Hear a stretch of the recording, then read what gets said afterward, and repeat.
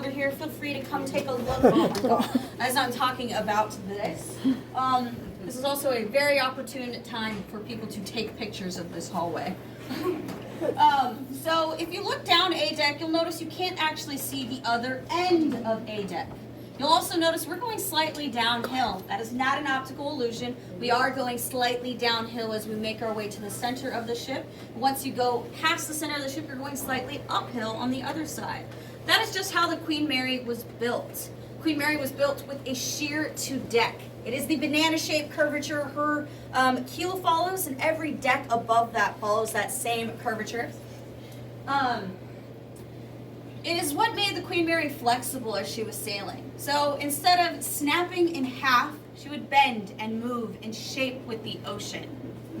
Also, direct your attention to these handrails here. When Queen Mary was first built, she did not have handrails in her hotel in the corridors. That was just due to the arrogance of mankind. Once she hit her first major winter storm, there had to be a lot of ambulances on standby at the port because people were tossed through these corridors. So they decided that they needed to put 10 miles of Bakelite handrails. These are those same handrails. They're made of Bakelite, which is one of the earliest forms of plastic. I've also been told Mahjong tiles are still made out of Bakelite, which I found really cool, actually. Any Titanic fans? Yes? Cool. So, we're still floating. Also, we are larger than the Titanic. We are 1,019 and a half feet long in total. This deck is 882 feet long in the hotel corridors. Titanic was 882.9 feet long. So just 9 inches shorter than this hotel deck right here. So just this hotel deck where the carpet goes is 9 inches shorter than the Titanic, which is pretty cool. Have everybody follow me this way.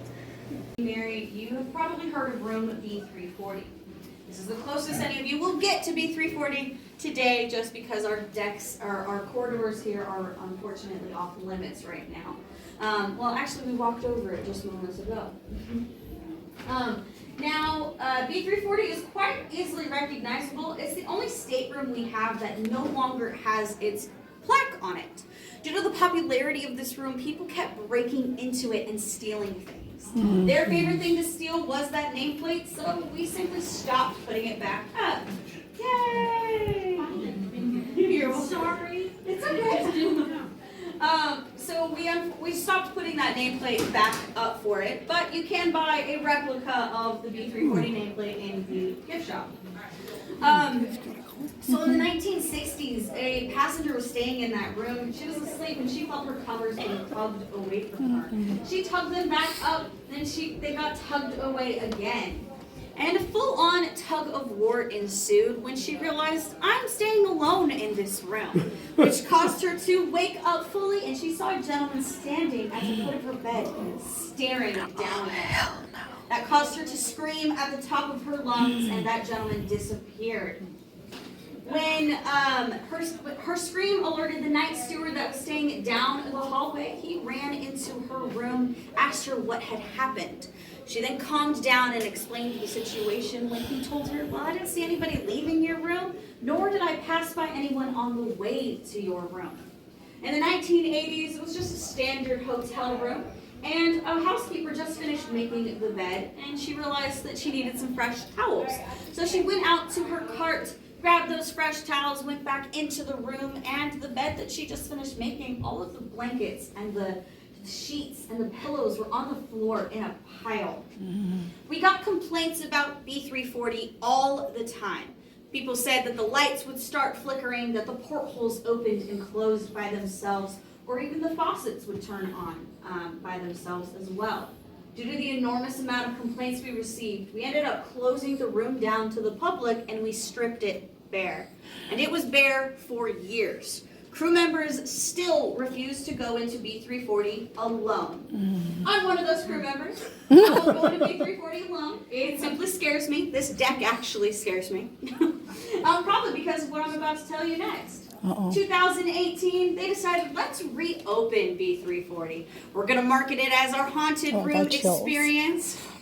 We marketed it as our haunted room experience, turned it into a mini suite with a nice queen size bed, couch with a walk-in closet, Ouija board accompanied with crystals. Oh my God. That's why I won't go into B340. I might love all things Halloween and horror related, but I won't ever touch a Ouija board. We talked about that last night. And it costs about $1,000 a night to stay in the room. That's it? People did pay that price. The first guest that actually stayed in B340 as the haunted room experience called the front desk saying, okay, we get it now. Please turn off the special effects. We're trying to go to sleep. The front desk had to explain to them there are no special effects in B340. They left at about 2 a.m. They did not make it through the night.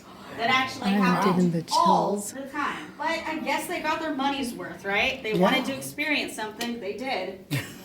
So all of the activity that's actually in B340, we do attribute it to a death. I just got full body chills.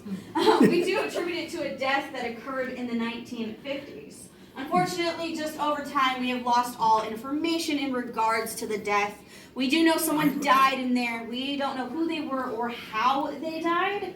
But he has introduced himself to paranormal investigators as Walter, so we simply refer to him as Walter now. If I could have everybody direct their attention to the elevators. So, the elevators are original to the Queen Mary. All parts are interchangeable and they're basically identical. The only updates that have been made are the buttons. These starboard elevators no longer work. The portside elevators still work. Obviously, you saw us use them.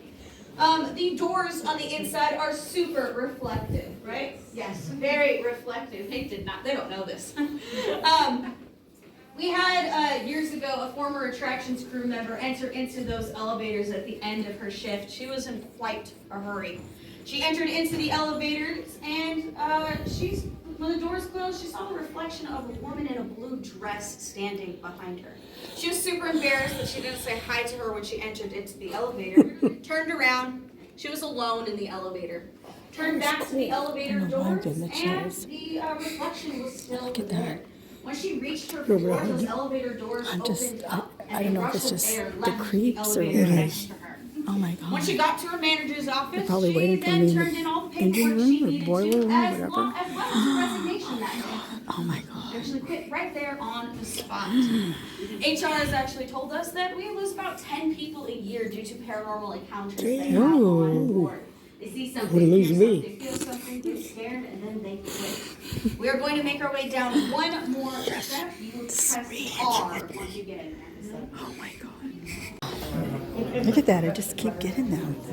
Oh my God. Just weird. Oh my God. Look at I just get the chills. I don't know why. I'm sensitive to it. I have no clue. Oh my God. Now, this is the original entrance to the first class swimming pool. Unfortunately, we can no longer go inside just due to preservation purposes. We want to make sure we preserve it to the best of our ability. The only people that go inside are engineers, security, and ghosts. There's a photo of what the pool originally looked like when we first set sail creepy. right here. It is kind of You'll creepy. notice that she was originally outfitted with diving boards in this swimming pool. They soon realized how awful of an idea that was. Can you imagine jumping on a diving board on a moving ship? You're probably not going to end up where you plan on ending up. So the swimming pool is said to be our most haunted area on board the ship. Probably due to what paranormal psychologists and mediums refer to as a vortex. A vortex is just a whirlpool of energy that allows the spirit world to enter into our world. It's actually located a deck under our feet. Underneath this would have been a window. Underneath this window here in the original changing rooms. The ceiling inside is made of quartz. We are on water. Both are known conduits for the paranormal, thus why we think the vortex formed there. The ghost known to haunt the swimming pool, we call her Jackie. She's about 7 years old, typically seen with blonde hair in a sailor's dress. She is quite playful. She is our most seen and heard spirit on board. She's usually heard singing songs. Every once in a while, you take a look inside, and she wants to play hide and seek with you. So you can see her looking over the railings around the columns. Every once in a while, a guest will tell us they felt a cold little hand grab onto theirs. That's just Jackie saying hi. Also, guests will say they'll see little footprints, wet footprints leaving the pool. There is no water inside the swimming pool. There has not been water in there since 1967 when we docked here. So where the water came from, no idea. She is also our most powerful ghost on board. She is the only one that has been seen off ship.